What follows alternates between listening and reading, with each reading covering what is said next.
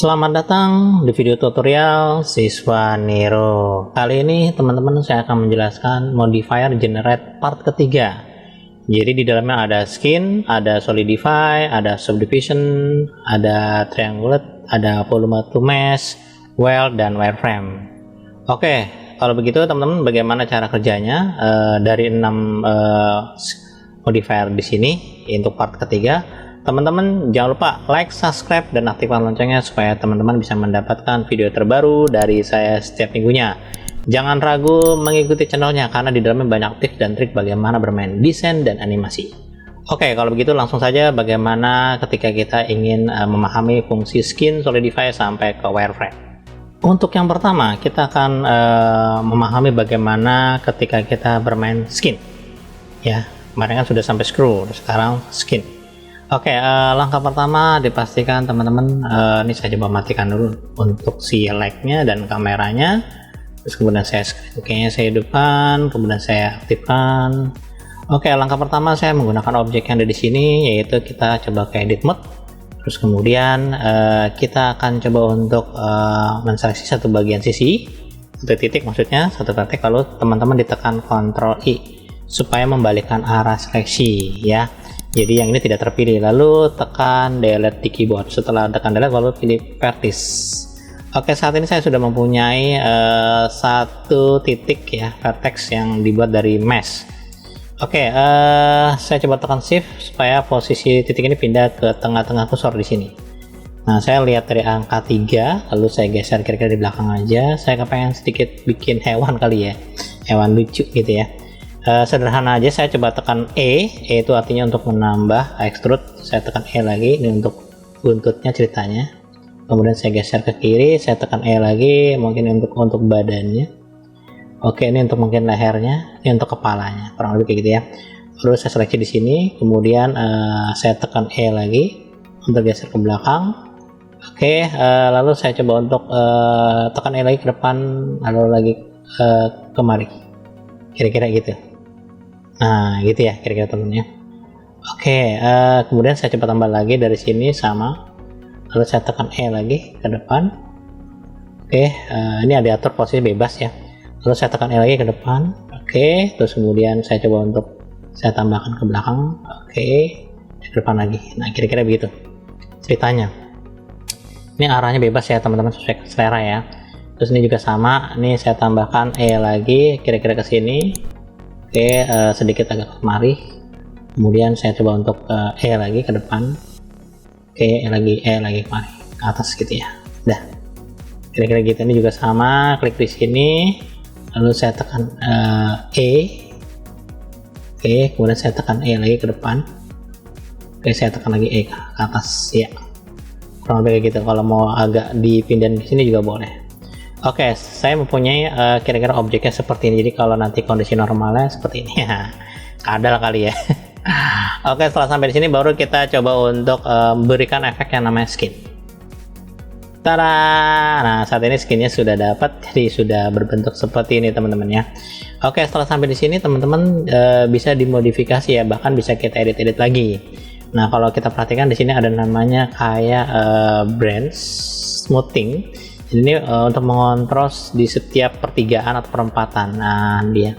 Jadi kalau teman-teman dimatikan di sini namanya displaynya. Jadi di pertigaan di sini nih, nanti sama di sini nih akan dikontrol kira-kira kalau misalkan 1 akan seperti apa, kalau 0 seperti apa. Kurang lebih seperti itu ya. Nah, setelah sampai di sini, kalau teman-teman sudah setuju model seperti ini, kalau mau diedit lagi tinggal diedit lagi ya. Oke, lalu tinggal di apply, terus kemudian teman-teman tinggal mencoba untuk melakukan proses yang namanya adalah edit mode, lalu tekan A, tinggal menambahkan segmennya. Kalau mau ditambah segmennya lagi boleh, silakan.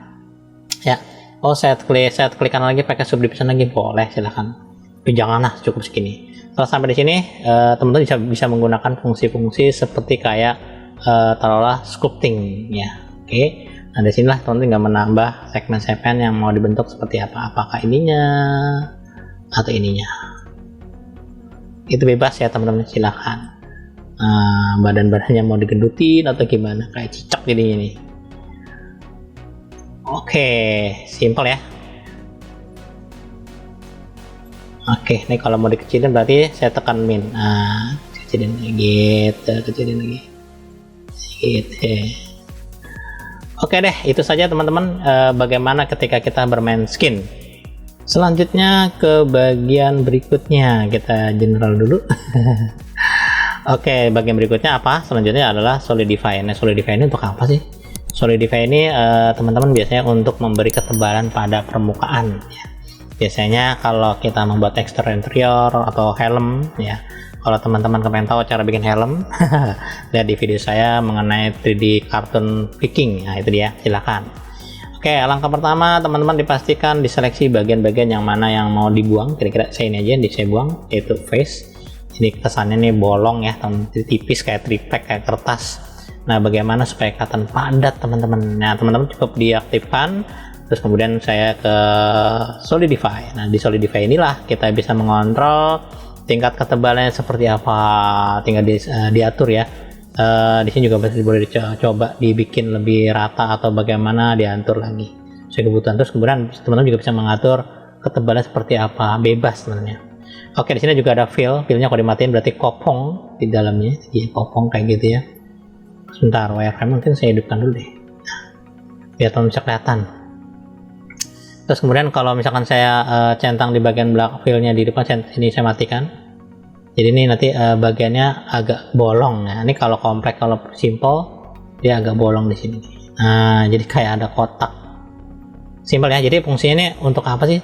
Sebenarnya digunakan kebanyakan untuk membuat ketebalan di bagian objek yang sudah kita bentuk. Mungkin kayak bikin kain, dibikin agak tebel, kertas agak tebel, mungkin dinding-dindingnya mau tebelin dari satu sisi berbagian menggunakan teknik ini. Oke teman-teman, itu simpel saja bahwa solidify digunakan biasanya untuk ketebalan setiap permukaan. Oke, selanjutnya kita akan membahas mengenai yang subdivision seperti apa. Selanjutnya kita lihat fungsi berikutnya adalah subdivision surface. Oke, ini saya close, ini saya batalkan. Jadi fungsinya subdivision surface adalah ketika kita membuat objek, contohnya kayak gini. Terus kemudian teman-teman tinggal menambahkan subdivision. Tapi sebelum saya tambahkan, teman-teman harus memahami dulu fungsi kerja si subdivision itu seperti apa. Ketika segmennya banyak, ketika segmennya dikit. Ini saya coba geser ke kiri sebentar, lalu saya tekan Shift D, lalu di Enter, kemudian digeser ke kanan, saya duplicate lagi, oke, geser kanan. Jadi ini normal, tidak ada perubahan. Sedangkan ini adalah saya tambahkan sedikit ini ya, subdivide.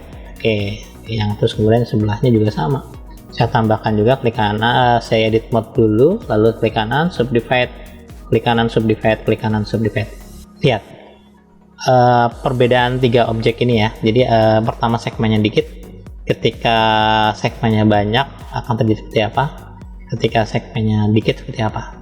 Oke, yang pertama, ketika saya menggunakan namanya subdivision surface, dia otomatis akan langsung membulat ya, karena dia tidak ada perubahan meskipun di sini dibuat ketebalan 2. Nah, dia akan seperti itu. Nah, dengan di sini, ketika saya tambahkan menggunakan subdivision surface, terus saya tambahkan 1, 2, 3, jadinya kayak gitu.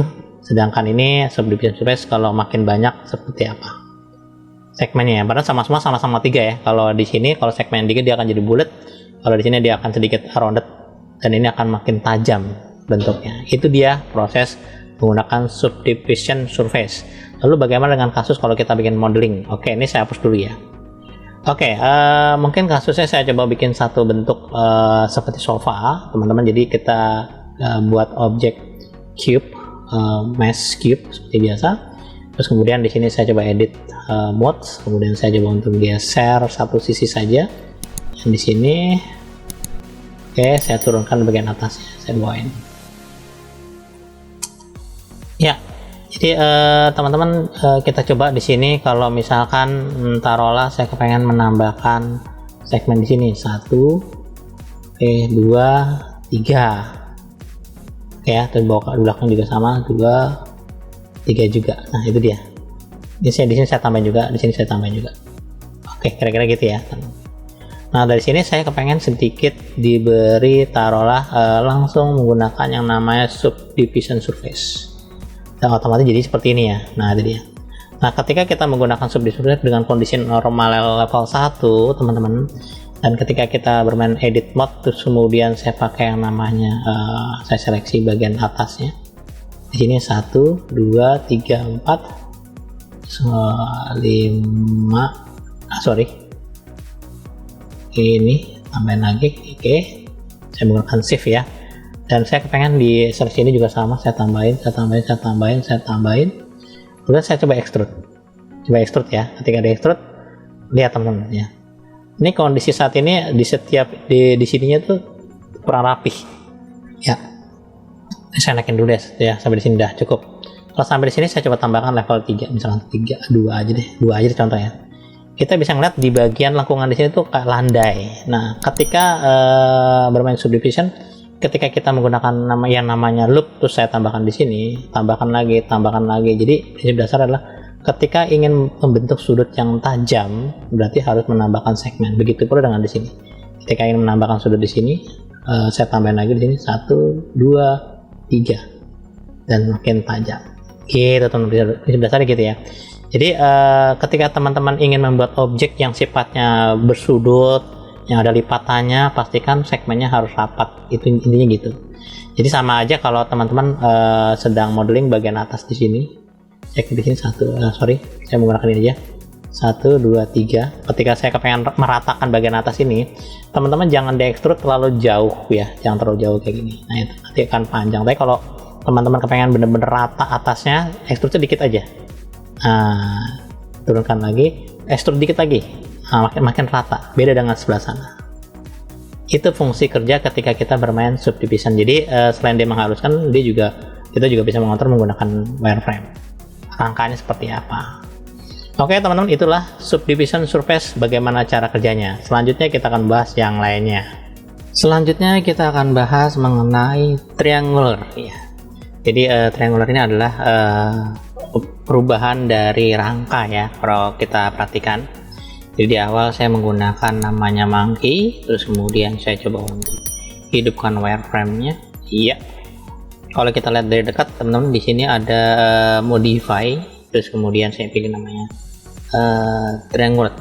triangulate. Oke, jadi kalau kita aktifkan, jadi kondisi normal, kalau tidak ada sebelum dikasih efek, dia akan seperti ini tampilannya ya. Sebelum ada efek, ketika dikasih seperti ini. Nah, ini biasanya untuk orang-orang yang kepengen membuat modeling seperti sculpting, dia bisa menggunakan teknik seperti ini. Tapi resikonya ketika kita menggunakan decimate itu jumlahnya makin banyak ya teman-teman.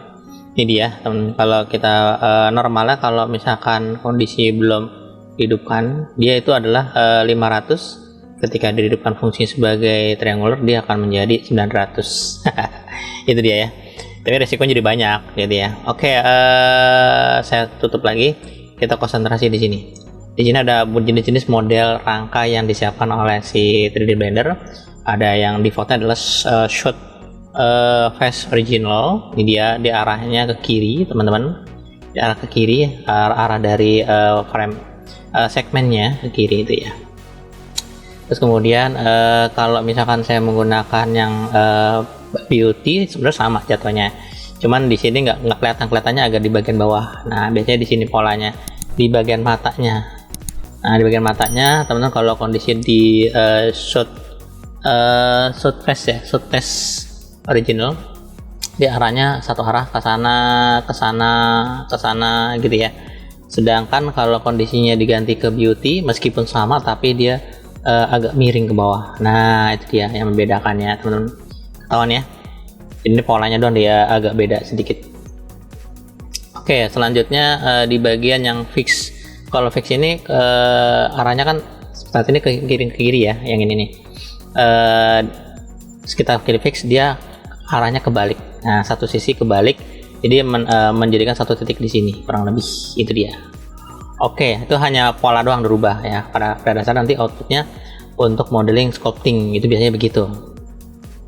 Terus ada lagi ada fix alternate. Jadi kebalikannya, ini kan di atas, dia pindah ke bawah nanti di sini nih. Kalau saya pilih alternate. Nah, itu dia ya, teman-teman. Oke. Terus ada lagi large diagonal. Nah, ini dia kebalikannya. kebalikannya. Jadi kalau yang beauty jatuhnya, kalau yang beauty itu jatuhnya ke kiri, sedangkan kalau yang longest diagonal kebalikannya, kanan. Itu doang. Oke, ya boleh dicoba-coba dan sebagainya. Oke, kondisi nomor beauty. Ya, itu saja teman-teman mengenai bagaimana ketika kita memahami triangle untuk apa. Jadi kebanyakan ketika kita ingin membuat modeling, tapi di sini biasanya untuk orang-orang gamer nih, atau misalkan orang yang pengen bikin modeling dengan pola tidak kotak tapi sedikit berzigzag-zigzag, sama aja kayak remesh, cuman remeshnya tidak separah remesh kan lebih padat lagi ntar. Oke, itu saja mengenai bagaimana cara menggunakan triangle ya, bahwa dia merubah segmen menjadi agak sedikit bukan kotak tapi ada sedikit tiga, kayak polygon atau hexagon, kurang lebih seperti itu ya. Oke, selanjutnya saya coba kembali normal dulu dan saya masuk ke bagian yaitu apa nih? Oh sorry, ada yang kelewatan, volume to mesh. Oke, volume to mesh. Saat ini kita coba untuk kita akan coba untuk bagaimana ketika kita akan bermain volume to mesh ya, volume to mesh. Jadi volume to mesh itu merubah transformasi dari objek satu ke objek yang lain, tapi bentuknya agak berbeda. Di sini agak seperti cloud ya. Oke, mungkin saya coba bikin sedikit berbeda. Ada beberapa objek satu. Oke, saya add mesh dulu, terus kemudian monkey saya geser ke kiri. Oke, sorry, ini agak kemari aja deh. Ya, ini agak kemari, kanan, dan yang terakhir saya menggunakan mungkin torus. Nah itu dia, torus ada di sini depan. Nah, oke, jadi ada tiga objek yang saya dapatkan di sini teman-teman. Terus kemudian saya coba untuk menggunakan lightingnya agak di depan aja deh, agak depan begini. Oke, sedikit agak ke bawah ya, agak ke sana deh. Oke, ke bawah ya. Oke, seperti itu aja dulu prosesinya ya. Oke, setelah sampai di sini saya coba untuk bagaimana cara kerjanya. Kita harus menggunakan namanya add volume. Volume, di sini ada volume namanya empty. Jadi di sini ada volume kosong. Oke, dia letaknya pas di tengah-tengah si koordinat kursor. Terus kemudian teman-teman tinggal diaktifkan. Cara kerjanya bagaimana? Kondisinya masih aktif di terus kemudian maksudnya masih di volume, di sini volume. Kemudian saya menggunakan namanya mesh to volume. Nah, ketika saya klik mesh to volume, di sini ada kayak perintah objek. Jadi kalau ada indikator kayak gini nih, objek ada eyedropper, berarti dia harus mencari objeknya mana. Jadi klik di sini dulu, baru tonton klik di sini. Dan otomatis dia sebenarnya sudah jadi teman-teman, ada di sini. Ketika saya matikan si susennya atau monkey-nya, dia akan berbentuk seperti susennya, kurang lebih gitu ya. Jadi kalau teman-teman kepengen ngerubah ke bagian yang ini, teman-teman tinggal di close saja atau klik di sini juga pilih yang namanya adalah torus, klik ke torus. Nah, saat ini pindah ke torus gitu. Sekarang torusnya boleh dimatikan. Nah, itu dia teman-teman. Ketika teman-teman kepengen misalkan mau pindah ke arah ke sini, teman-teman klik tinggal dipilih aja misalkan cube. Nah, dia akan pindah ke cube juga sama. Jadi teman-teman bisa memilih tiga objek yang berbeda-beda. Bisa dari yang apa namanya? Mungkin yang maunya susen boleh, mau yang torus juga boleh, mau pakai yang cube juga boleh, silakan ya. Jadi dari si susen ini teman-teman nanti bisa mengontrol untuk supaya di sini ada namanya distance untuk kira-kira kepekaan dari si fog atau cloudnya. Jadi ini kayak bikin awan gitu ya. Terus di sini ada namanya kayak interior bandwidth-nya, bandwidth-nya nggak diatur kira-kira mau besar atau kecil, kurang lebih seperti itu. Ini untuk apa sih? Biasanya digunakan untuk bikin awan, ya kurang lebih. Nah dari sini teman-teman tinggal diatur, bisa menggunakan lampu, mungkin di sini sedikit agak sedikit warnanya kayak gini. Oke, terus kemudian saya coba untuk duplikat ya, Shift D Enter. Saya geser ke atas kira-kira di sini, mungkin warnanya agak berbeda, agak biru kayak gini. Nah, ya. Nanti lihat hasilnya boleh di sini. Dicoba untuk masuk ke bagian yang namanya si render shading ya, viewportnya. Jadi teman-teman tinggal diatur kira-kira arahnya mau seperti apa, tinggal dimajuin. Nah, gitu ya, atau ke bawahin. Itu sih terserah kita modelnya seperti apa kurang lebih. Oke, jadi tinggal diatur. Jadi dia sebenarnya warnanya ngikutin dari defaultnya ya. Defaultnya dia ngikutin dari lighting yang ada, nah, gitu ya, lighting yang ada kurang lebih. Nah, kayak gitu ya teman. Jadi kalau misalkan dinaikkan nilainya ya makin besar, gitu. Gitu ya. Ini juga sama kalau misalkan di kedepannya makin tajam. Nah, gitu. Tergantung kita maunya bagaimana ya, tinggal diatur aja. Kalau mau dibesarin tinggal dibesarin aja. Ini kan nah terang ya.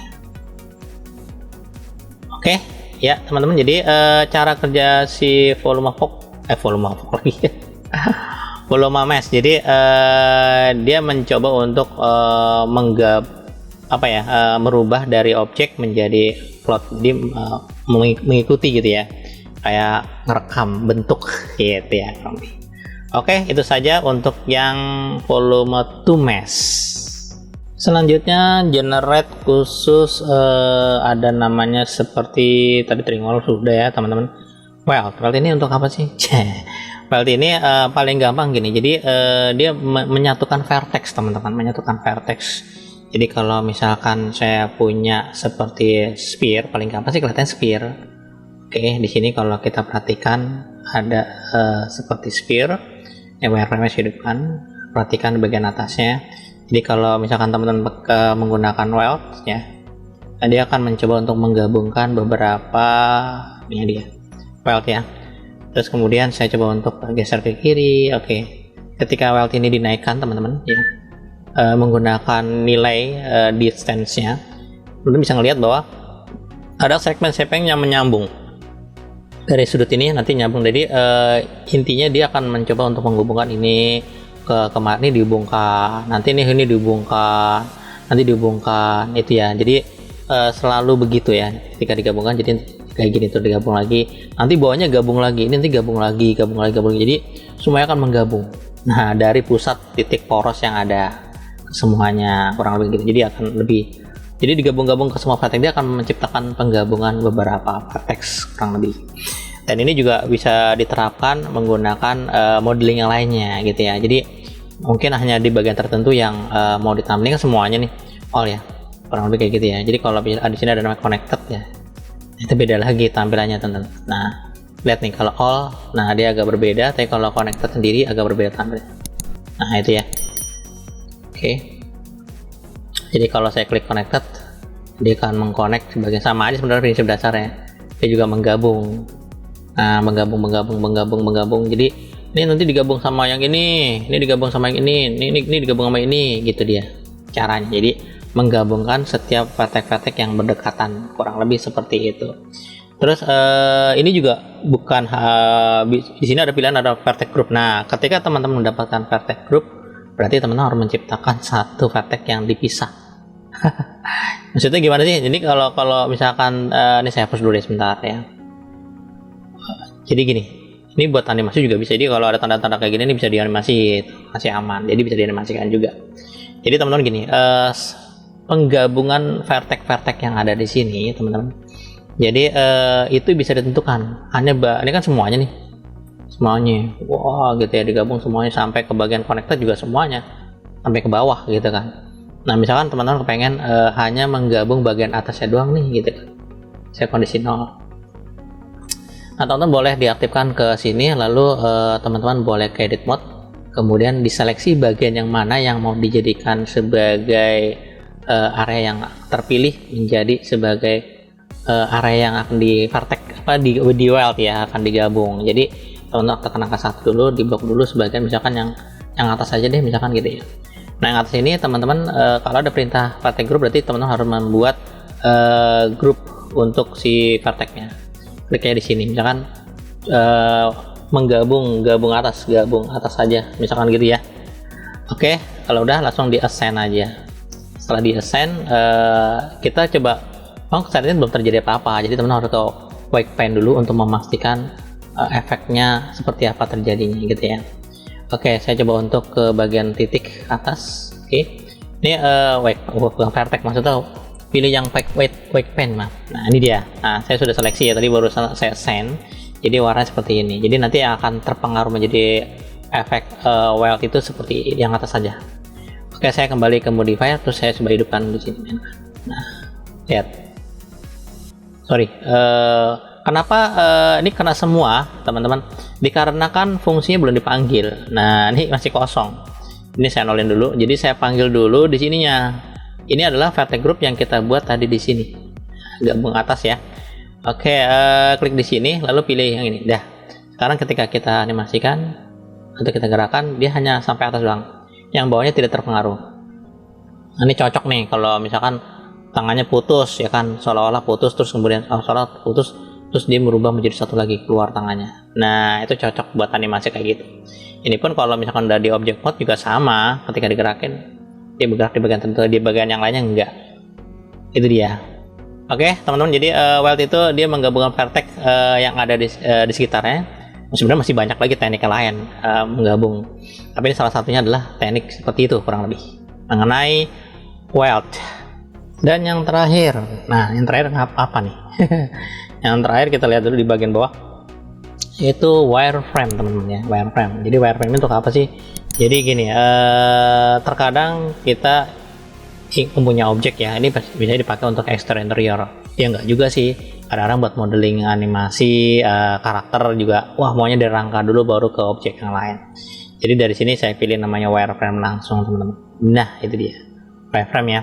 Jadi otomatis dia langsung terbentuk rangka. Nah rangka ini bisa diatur, ada ketebalannya, teman-teman. Nah kayak gitu. Jadi ini berlaku juga ketika kita bermain menggunakan monkey juga bisa digantikan menjadi wireframe gitu, teman-teman. Untuk apa sih? Nah biasanya kalau teman-teman mungkin di mall-mall kan pernah lihat tuh kayak rangka mungkin acara mungkin tahun baru atau Natal atau Lebaran. Mungkin kalau Lebaran bentuknya mungkin dijadi rangka supaya kelihatan besar, atau misalkan tubuh terkenal dijadikan rangka. Pada dasarnya ya menggunakan teknik ini lebih yang sering saya gunakan ya. Mungkin dari sini saya bisa memberi material menggunakan emission, jadi kesannya kayak bagus nih gitu ya. Jadi teman-teman tinggal pilih emission, terus kemudian teman-teman tinggal dirubah warnanya nih, kira-kira warnanya apa maunya. Itu tergantung kita. Oh saya maunya warnanya agak sedikit mungkin kayak gini gitu ya. Nah teman-teman tinggal mencoba untuk ngerubah di bagian namanya bloom, dia centang dulu, terus kemudian teman-teman tinggal klik di bagian sini, di bagian namanya rendernya. Nah ini udah kelihatan ya. Jadi kalau misalkan saya pilih cycles, otomatis dia akan cycle EV saja dulu. Ketika kita menggunakan bloom, ketika nanti emissionnya 1, kalau saya kasih 5, dia akan lebih bercahaya kayak gitu. Ini bagus nih teman-teman kalau teman-teman pengen bikin satu mungkin taman yang sifatnya ada lampu yang bentuknya rangka-rangka. Ini sangat ngebantu banget teman-teman. Jadi ketika membuat rangka tapi nyala gitu loh gitu ya. Oke, terus saya kasih nilainya mungkin agak sedikit kayak gitu. Oke, ya kan seru ya. Jadi itulah fungsi dari objek yang tadi solid dijadikan rangka dan punya ketebalan kurang lebih seperti itu fungsi kerja dari wireframe. Oke teman-teman, itu saja yang saya bisa sampaikan mengenai basic dari modifier generate, khususnya skin dari skin, solidify, triangle, terus kemudian ada subdivision surface, ada volume to mesh, terus ada lagi kayak seperti kayak weld, terus ada lagi kayak wireframe dan sebagainya. Saya berharap materi ini bermanfaat dan berguna, dan teman-teman bisa mengembangkan, bisa memodeling bentuk apapun dengan teknik modifier generate yang ada di Blender. Oke teman-teman, kalau begitu jangan lupa teman-teman like, subscribe, dan aktifkan loncengnya supaya teman-teman bisa mendapatkan video terbaru dari saya setiap minggunya mengenai desain dan animasi. Kita akan ketemu lagi mengenai materi berikutnya di sesi-sesi berikutnya dari saya setiap minggunya.